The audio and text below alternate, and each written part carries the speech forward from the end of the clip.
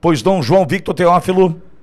O presidente eleito dos Estados Unidos, Donald Trump, ameaçou no sábado impor tarifas de 100% aos países do grupo BRICS se tentarem acabar com a prevalência do dólar.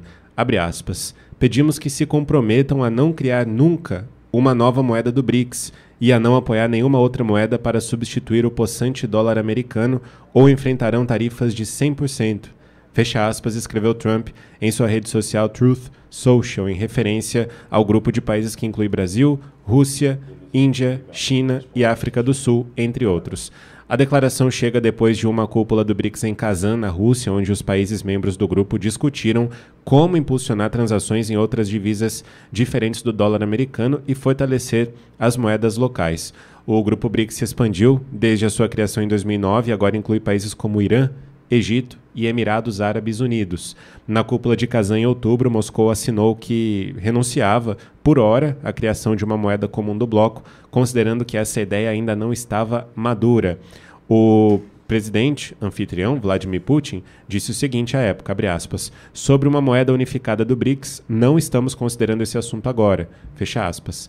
Ademais, ele indicou que houve pouco progresso para estabelecer um sistema de informação bancária para competir com o SWIFT, cuja sede fica na Bélgica e é essencial para transações financeiras mundiais. Trump vem antecipando, como a gente tem acompanhado aí na imprensa, uma agenda protecionista para o próximo mandato de governo que começa em janeiro. Se o BRICS avançar com o plano, como diz Trump, abre aspas, devem dizer adeus ao comércio na maravilhosa economia dos Estados Unidos.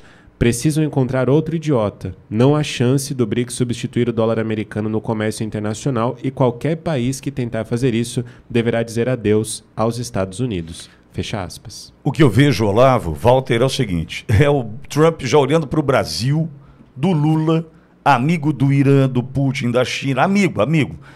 E outra, eu acho que cúmplice de muitas coisas que a gente ainda um dia vai descobrir. Por exemplo, é só ver a intenção de colocar a Venezuela no negócio, não é? E as alfinetadas que está tomando de Nicolás Maduro. Isso aí vai muito além de uma relação diplomática, a gente sabe disso. Mas como fica evidente que Trump já entendeu que isso não é um bloco econômico, isso é um bloco político que está tentando se opor de verdade aos Estados Unidos, ao Ocidente.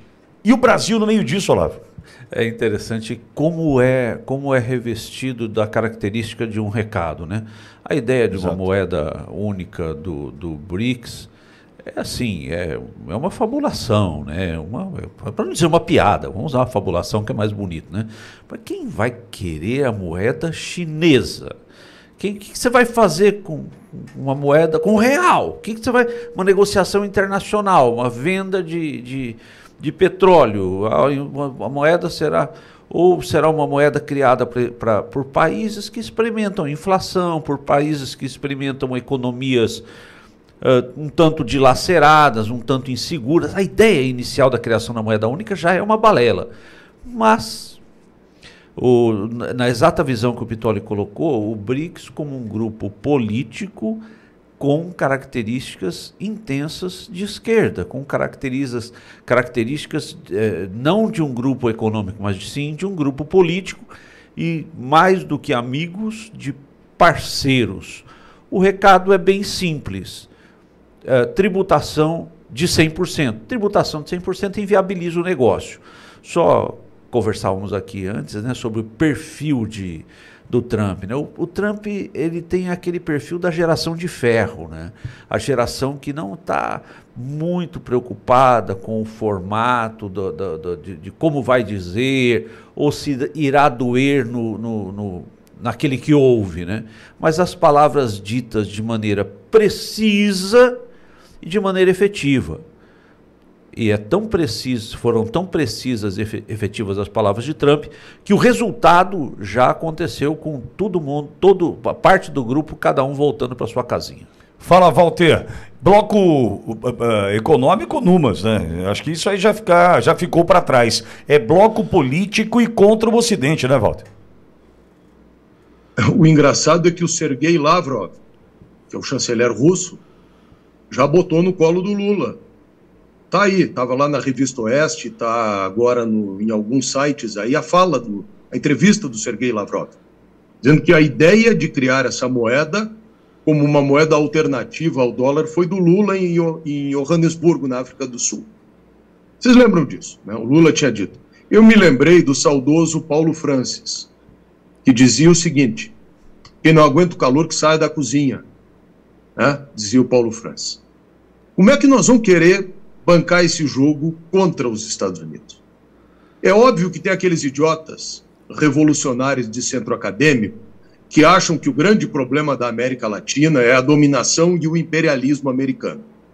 Aqueles caras que ainda estão numa literatura de centro acadêmico, volto a dizer, de 1950, 1960, que dizia pobre do México, né, tão longe de Deus, tão perto dos Estados Unidos e outras bobagens mais, e aí querem trocar a dominação imperialista dos Estados Unidos por qual dominação imperialista?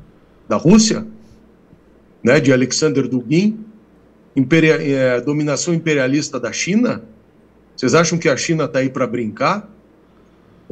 Dominação imperialista da França, do Macron, que vem aqui fazer discurso bonitinho, mas olha o que a Giorgia Meloni falou, e é verdade, que a França faz na África desde sempre. Né? A dominação que a França estabeleceu, imperialista e colonialista na África ao longo do século XX. Então, é trocar o imperialismo um pelo outro? O fato é o seguinte, que o Alexandre Pitoli, nosso grande Alexandre Pitoli, já havia dito há algum tempo aqui na Rádio Auriverde, para quem nos segue, o Brasil desceu do lado errado do muro. O Brasil fez uma opção. Essa opção, como tudo na vida, cada escolha traz renúncias e traz consequências, né? Se eventualmente trouxer ganhos. E o Brasil fez essa escolha, mal liderado por esse grupo de parlapatões, de pessoas que não vão além de discurso vazio e que estão destruindo o nosso país. Essa história, meu saudoso pai que sempre dizia, né, não há investimento melhor do que o dólar. Isso tem 100 anos.